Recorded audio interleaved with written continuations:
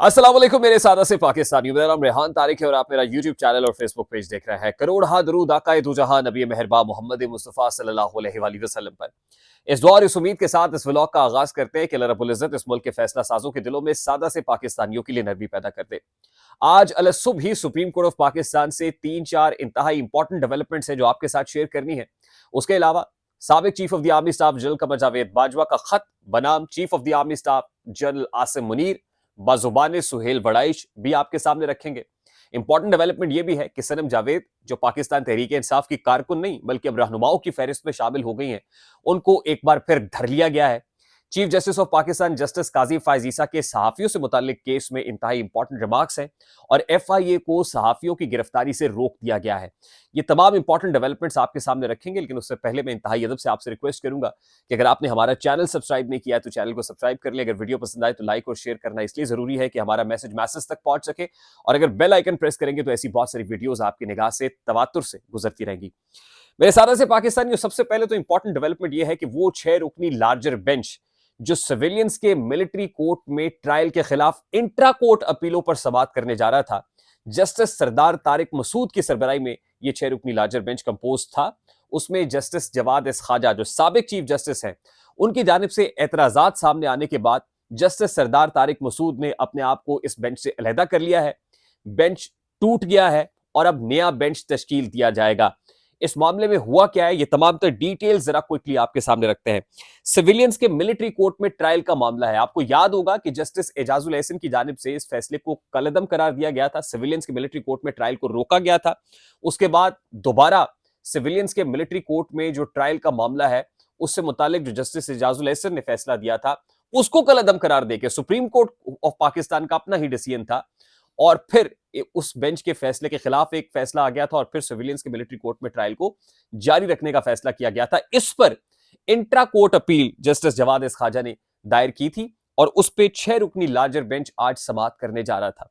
इससे पेशतर की समाअत होती आज ही जस्टिस जवाद एस खाजा के वकील ने बेंच पर एतराज उठा दिया है। यह बेंच जिन जजेस पर मुश्तमिल था उसमें जस्टिस सरदार तारिक मसूद जो इस बेंच के सरबराह थे, जस्टिस अमीनुद्दीन खान, जस्टिस मोहम्मद अली मजहर, जस्टिस हसन अजहर रिजवी, जस्टिस मुसरत हिलाली और जस्टिस इरफान सादत इस 6 रुकनी बेंच का हिस्सा थे। बेंच की दोबारा तश्कील के लिए मामला जजेस कमेटी को भेजा जाए, ये वकील ख्वाजा अहमद हसन ने कहा, और लाहौर बार के वकील हामिद खान ने इस केस में दलाइल देने की कोशिश की, लेकिन रोक दिया गया जस्टिस सरदार तारिक मसूद की तरफ से कि बेंच पर अगर एतराज है तो फिर दलाइल क्यों दे रहे हैं, और जस्टिस सरदार तारिक मसूद ने अपने आप को इस बेंच से अलहदा कर लिया है। अब ये बेंच और इसका ये केस सुनना ये कोई आसान काम नहीं है। ये फूलों की सेज नहीं, ये कांटों भरी गुजरगाह है, और हर कोई ये चाहेगा कि सिविलियंस के मिलिट्री कोर्ट में जो ट्रायल का मामला है उसको खुद को डिस्टेंस कर लिया जाए उससे, क्योंकि आपको पता है कि जो ताकतवर हल्के हैं वो सानहा 9 मई के अंदर जरा भी लचक दिखाने को तैयार नहीं है, और 9 मई से हवाले से वो तय है कि जो मिलिट्री कोर्ट में ट्रायल है वो स्पीडी ट्रायल होगा, बड़ी तेजी से आगे बढ़ाया जाएगा। और हम आपको ये खबर दे चुके हैं कि 8 फरवरी के आम इंतखाबात से पहले पहले 9 मई के जो ट्रायल्स हैं उनको मंतकी अंजाम तक पहुंचाना मकसूद है। उसकी राह में जो भी कोई आएगा वो रेजा रेजा हो जाएगा। अगर वो बेंच भी आता है तो इस बेंच को पता है कि इसके साथ फिर क्या होगा, नजला गिरेगा, और यही वजह है कि इतनी आसानी से जस्टिस सरदार तारिक मसूद ने अपने आप को बेंच से अलहदा कर लिया है। इससे पहले भी इन पर बहुत सारे एतराजात उठे, और आपको याद होगा कि जस्टिस सरदार तारिक मसूद ने यह कह दिया था कि मैं नहीं होता बेंच से अलहदा, क्या कर लेंगे। यानी इसके साथ ही जो पॉलिटिकल नौयत का केस था उसमें जस्टिस सरदार तारिक मसूद ने धड़ल्ले से कहा था कि भाई ये जज के ऊपर है कि वो रिक्यूज करता है या नहीं करता है, नहीं करता मैं तो क्या कर लेंगे। आज उसी जस्टिस सरदार तारिक मसूद साहब ने, ऑनरेबल जज है, उन्होंने अपने आप को बेंच से अलहदा कर लिया है, और वो इसलिए किया है कि इंटेंसिटी और gravity of this case is something of very high nature, very important. इसकी इंटेंसिटी और ग्रेविटी बहुत ज्यादा है, और इसकी जो ताप है या हिद्दत है या शिद्दत है वो तो जस्टिस एजाजुल एहसन भी बर्दाश्त नहीं कर पाए थे। तो जस्टिस सरदार तारिक मसूद ने भी वही कुछ देखते हुए अब अपने आप को बेंच से अलहदा कर दिया। अब नया बेंच तश्कील पाएगा, और जाहिर है फैसला क्या देना है कि सिविलियंस का मिलिट्री कोर्ट में ट्रायल रोका जाए। तो मेरे सादा से पाकिस्तानियों, ये इतना आसान काम नहीं है। पहली इंपॉर्टेंट डेवलपमेंट जिसका ताल्लुक सुप्रीम कोर्ट ऑफ पाकिस्तान से, सुप्रीम कोर्ट ऑफ पाकिस्तान से दूसरी इंपॉर्टेंट डेवलपमेंट ये कि जस्टिस काजी फायज ईसा की सरबराही में एक 3 रुकनी बेंच ने जो सहाफियों से मुताल्लिक केसेस है उनको सुना है, और उसमें जस्टिस काजी फायज ईसा ने इंपॉर्टेंट रिमार्क्स ही दिए हैं कि जो फैसले आते हैं, जो फैसले सुप्रीम कोर्ट ऑफ पाकिस्तान सुनाती है, वो पब्लिक प्रॉपर्टी होते हैं और उन पब्लिक प्रॉपर्टी है तो उस पर तनकीद की जा सकती है, लेकिन तनकीद के लिए भी कोई हुदूद कुयूद है। आर्टिकल 19 बिल्कुल ठीक है, आजादी इजहार की बात है और ये आजादी इजहार जजेस के लिए भी है, लेकिन इसका मतलब ये नहीं है कि हुदूद कुयूद से बाहर निकल जाया जाए। उस पर असद तूर भी रोस्टम के ऊपर आए, मतीउल्लाह जान भी आज रोस्टम पे आए, अब्दुल कुयूम सिद्दीकी जो सीनियर कोर्ट रिपोर्टर हैं वो भी रोस्टम के ऊपर आए, अटॉर्नी जनरल ने भी इस मामले के ऊपर बात की और फिर खास तौर पे मतीउल्लाह जान ने तो ये भी कहा कि अरशद शरीफ जो केस है वो भी लगाया जाए और जस्टिस काजी फाइज ईसा ने कह दिया कि अगली समाअत पर अरशद शरीफ का केस जो है वो भी सुनेंगे। तो इंतहाई इंपॉर्टेंट डेवलपमेंट है सुप्रीम कोर्ट ऑफ पाकिस्तान से। और फिर एफआईए को सहाफियों की गिरफ्तारी से रोकते हुए इस केस की समाअत को कल तक के लिए मुलतवी कर दिया गया। इसमें असद तूर से भी इस्तफसार किया चीफ जस्टिस ऑफ पाकिस्तान ने कि भी आपको जिन्होंने उठाया था क्या आप उनको आइडेंटिफाई कर सकते हैं, तो बताया गया कि उनके खाके बने हैं, आज भी उनके चेहरे पहचान सकता हूं, खाका तो बन गया था लेकिन जियो फेंसिंग नहीं हुई थी। इस हवाले से बड़े इंपॉर्टेंट नौयत के जो रिमार्क्स है वो भी हुए और इंपॉर्टेंट नौयत का केस भी आज सुप्रीम कोर्ट ऑफ पाकिस्तान में सामने आया। तीसरी इंपॉर्टेंट खबर का ताल्लुक सनम जावेद साहिबा से है और सनम जावेद आपको पता है कि NA 119 से इंतखाब लड़ रही हैं, जहां से मरियम नवाज पाकिस्तान मुस्लिम लीग नून की चीफ ऑर्गेनाइजर और नायब सदर मैदान में है। अब सनम जावेद की जो जमानत है वो तो हुई, लेकिन सनम जावेद को एक और केस में धर लिया गया है और बताया जा रहा है कि शादमान के अंदर इनकी गिरफ्तारी हुई है और शादमान में जो आग लगाने का था ना, शादमान में आग लगाने का जो केस है उस हवाले से उनको गिरफ्तार किया गया है।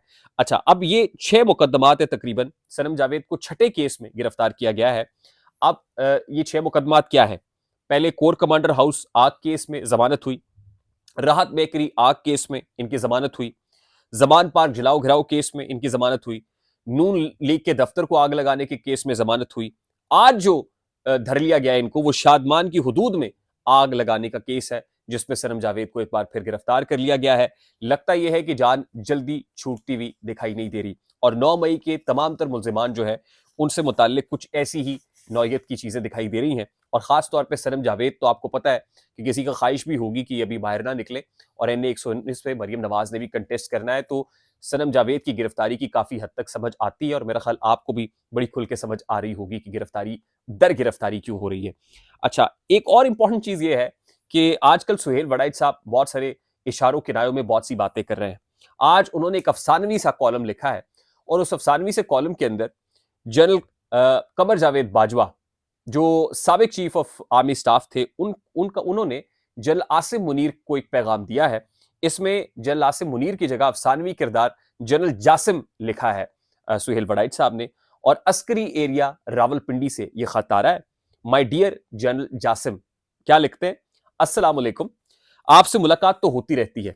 यानी ये general Qamar Javed Bajwa chief of the army staff को कह रहे हैं, जिनको जनरल जासिम कह के सुहेल वड़ाइच साहब पुकार रहे हैं।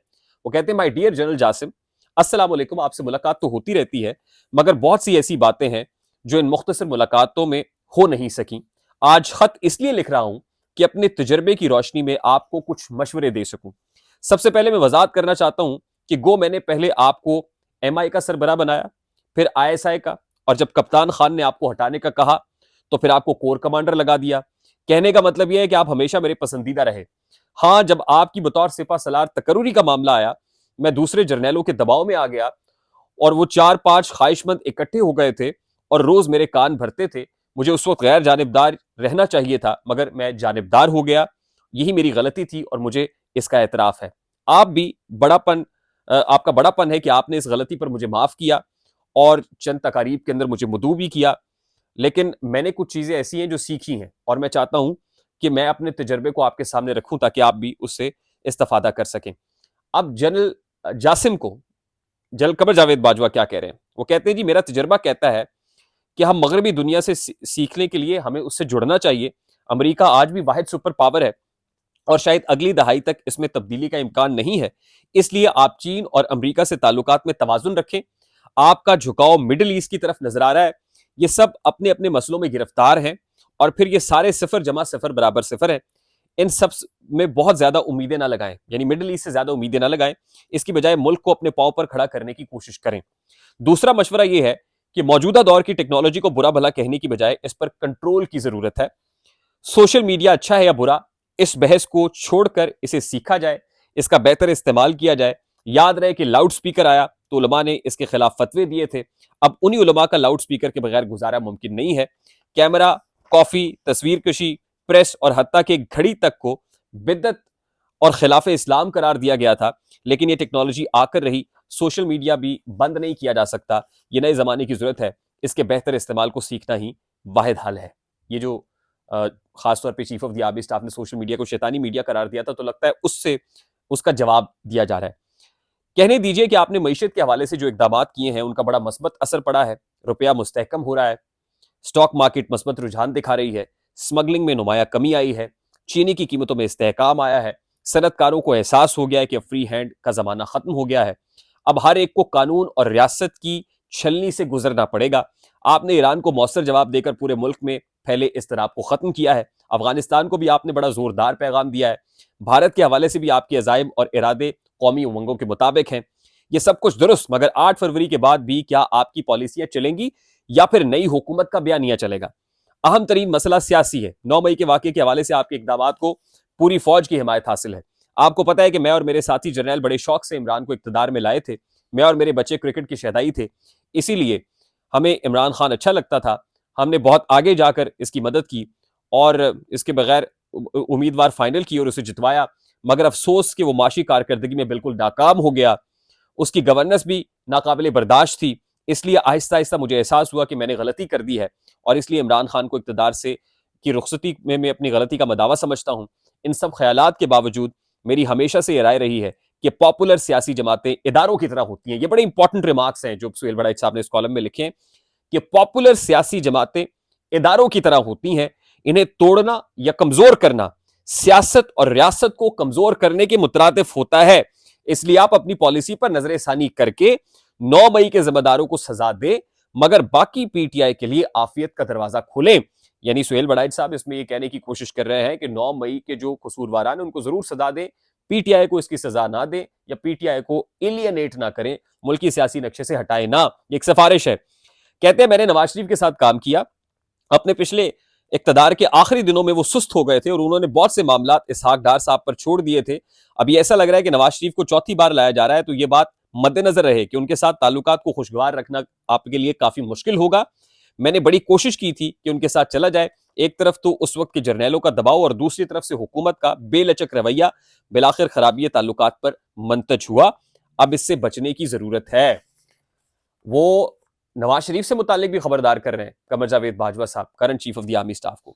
कहते हैं कि डियर जनरल, बलोचिस्तान के हवाले से हमसे गलतियां हुई, उनका अजाला करने की जरूरत है। मेरे ख्याल में अकबर बुगटी को मारना गलत था, वो गद्दार नहीं था, उसकी हैंडलिंग गलत हुई। बलोच को इज्जत दें तो इसका रवैया बेहतर होता है। कई दहाइयां गुजर गई हैं, बलोचिस्तान का मसला जू का तू है।